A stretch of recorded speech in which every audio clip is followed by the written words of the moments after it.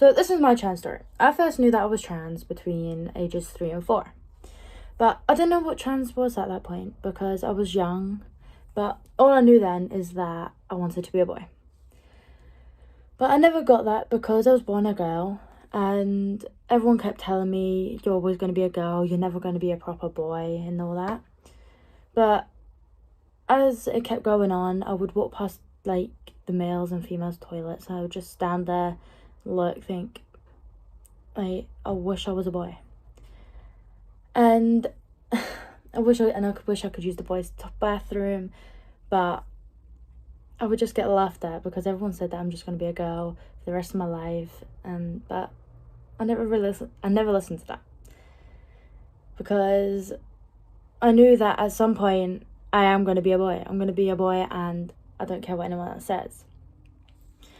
But then at the age of 14, I was in high school.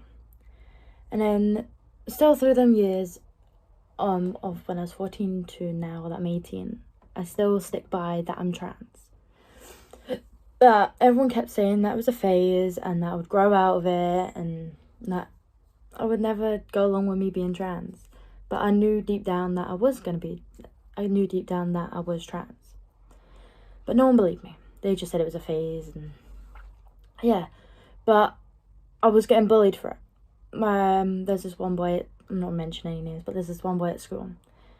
And he said that I'm never going to be trans, beat me up for it because of who I am. But I never let him stop me. I never let any of the bullies stop me from being who I was. And so in July 2021, I cut my hair, came out as trans to my family and friends. They supported me of who I was, and now I'm waiting to start testosterone. So if everyone brought me down back then, I wouldn't have been who I am today. I would have never went along with me being trans, but I went along with it and here I am. I finally came out as trans and I'm proud. I'm proud to be trans.